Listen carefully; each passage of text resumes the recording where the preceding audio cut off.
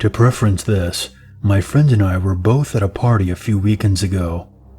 We live in an off-campus apartment, and the party was at a frat house in some back neighborhood a few miles away. Between our apartment and the frat house is a wooded park area with a street cutting through it, where a lot of strange shit seems to happen. Animals were gutted with no signs of blood anywhere, as if they were drained completely dry. Loud screams can be heard coming from the more wooded parts late at night. Stuff like that. Everyone just chalks it up to college kids getting into some mischief. But I think we're all starting to question what's actually happening back there now. The following conversation occurs between 1:12 a.m. and 3:34 a.m. on Saturday, July 19th, 2014, between me and my friend Jake, who is still missing. The text messages will be transcribed exactly as they're typed on my phone. 1:12 a.m. Hey man, you head back already? 1:14 a.m. Yeah, dude, I really wasn't feeling too great. Beer before liquor, you know. 1:18 a.m. I feel you, dude. Alright, man. Well, I'll head back soon, but I'm chilling with Dylan. He and I are up next for beer pong. 1:19 a.m. Have fun, dude. 1:46 a.m. Dude, did you already know Becky is dating someone else? She's here with her new boyfriend. 1:51 a.m. Nah, man, that blows. You doing alright? 1:54 a.m. Yeah, I think I'm gonna head back soon. 2:01 a.m. Understandable, dude. 2:03 a.m. What a fucking bitch. 2:06 a.m. Don't be too upset. You guys only dated for like a month, right? 2:06 a.m. Yeah, but still, whatever. 2:07 a.m. Alright, man. I'm heading to bed. I'll be heading home tomorrow to help my dad clean out the garage. Lock the door this time when you get in. 2:10 a.m.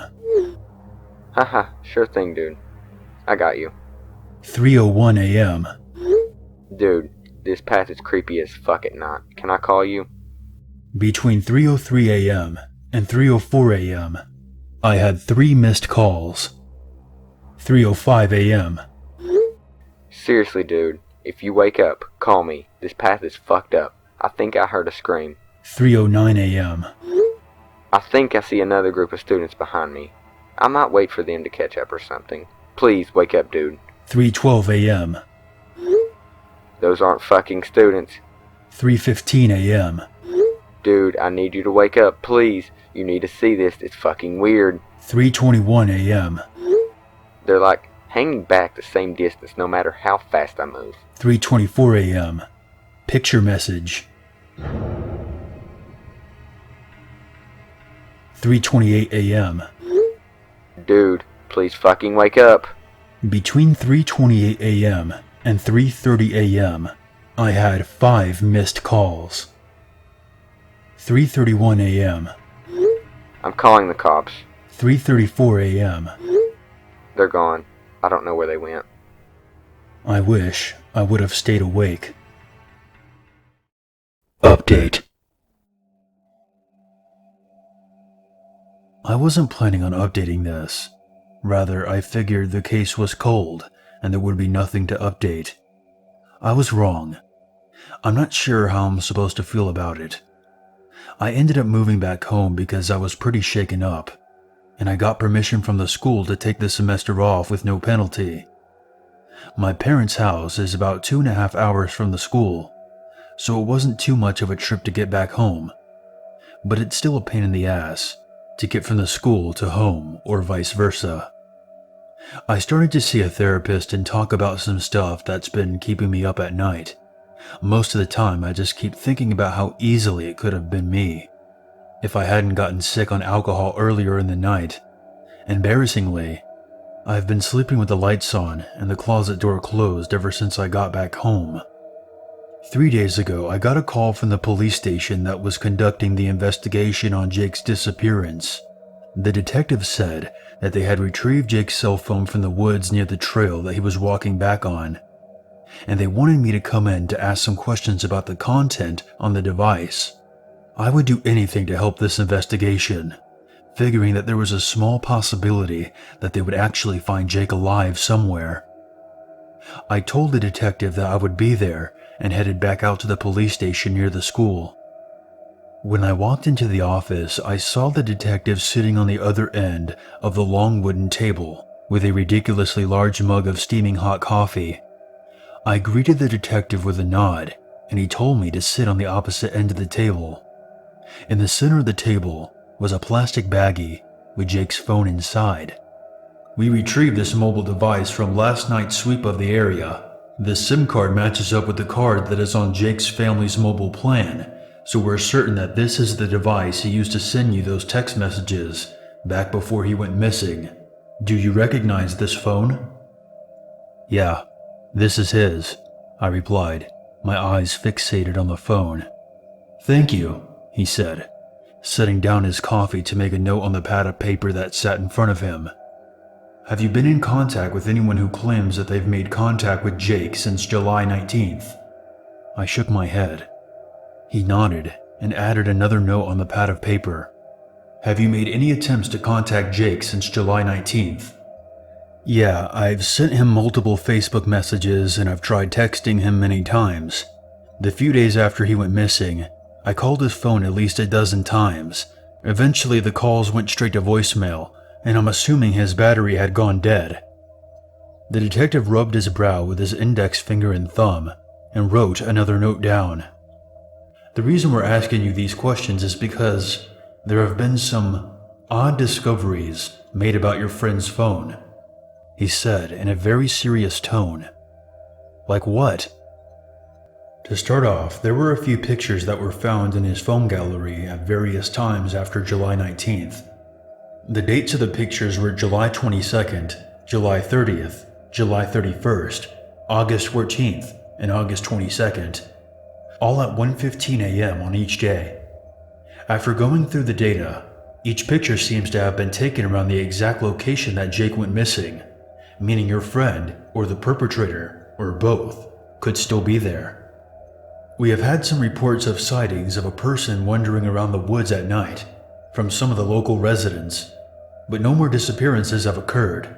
Also, when we found your friend's phone, it was turned on with fully charged battery. This leads us to believe that the phone was only dropped there a few hours before we found it, at most. I sat there in disbelief for a little while, with chills running down my spine.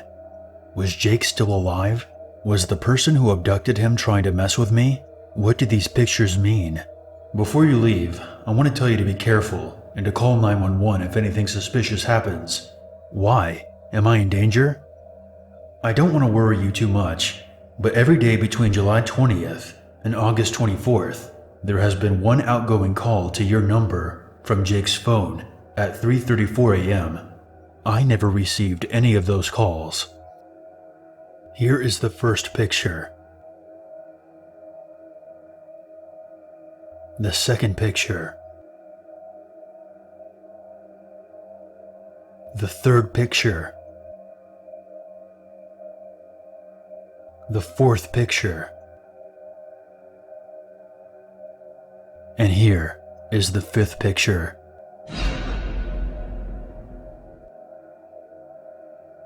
I don't know what to make of these. The first four seem to be nothing, and the fifth looks like an eye. I'm so fucking pissed. Whoever took Jake is toying around with me and the investigators. Update.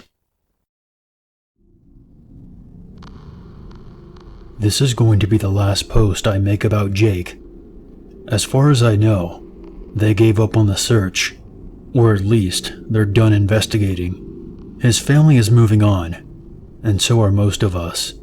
Hell, for the past 3 months of my life, it's been more or less normal. Up until a week ago. I still don't know what compelled me to do it, but on the weekend that preceded spring break, I decided to check out the path that Jake disappeared on for some closure. The woods were still bare from the winter, and nothing had begun to bloom yet, so I figured it would be my last chance, seeing as I'm never coming back to this school after graduation in May. I went back to the spot where the cops found his phone and looked around. Unfortunately, nothing really stood out to me. South was the direction of campus, which was a mile or a mile and a half away. If you took the path towards the west, you would eventually get to the street that I used to live off of. East, you would get to another road where some student housing is, but it's a bit further away. North would take you into the heart of the woods, where all the weird shit seems to happen. Over the past few months, the path had become derelict. It was made of asphalt, and because the winter was pretty harsh, more cracks and potholes had formed. It didn't really matter though. Ever since Jake disappeared, very few people had used the path. Walking north into the woods, everything seemed normal. Maybe about a quarter mile in, I start to see stuff like this. I wonder how long that sign has been there. Even farther north, there's a small stream, probably drained from all the stupid amounts of snow we got just weeks before. I turned west for a little while, since I needed to cross the stream, but it was a little steep to do so, plus it was muddy as hell. This is where I headed north again, and this is the most shallow part of the stream. Old pipes. I just sort of came across these in the stream. There were several of them, but nothing really of interest about them. A quarter mile past the stream is when I started to find some less than usual stuff. An old birdhouse. A small clearing with another birdhouse on the mid-left-hand side. Possibly an old tree stand. I can't really tell, but it doesn't look like it's super old. A hole that's pretty fresh. It smelled a little weird around here. Another weird birdhouse. There were probably 3 or 4 of these.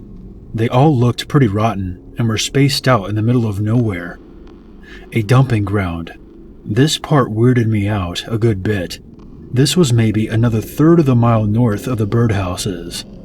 There was a lot of brick and wood, and also some old tools. Impossible to tell how long it's been there.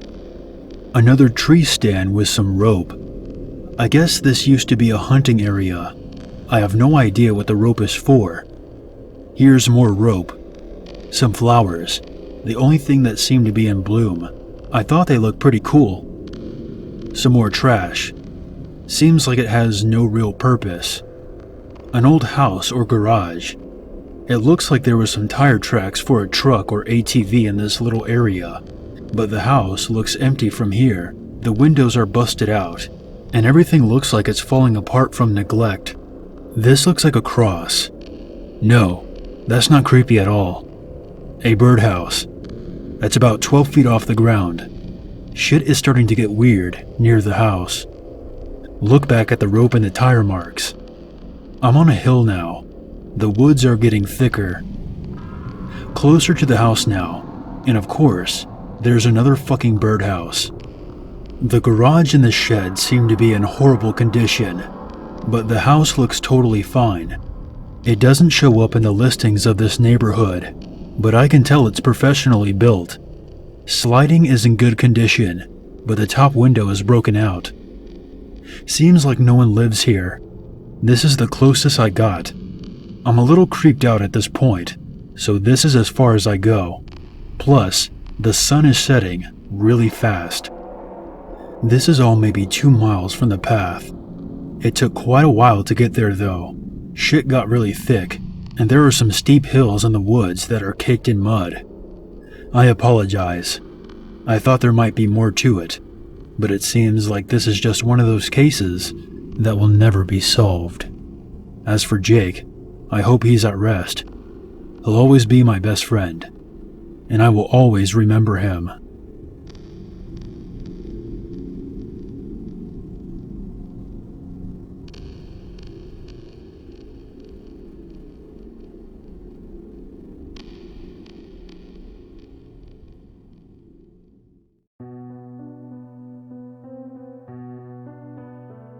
Hey guys, Unit 522 here, and I want to thank you very much for watching my video.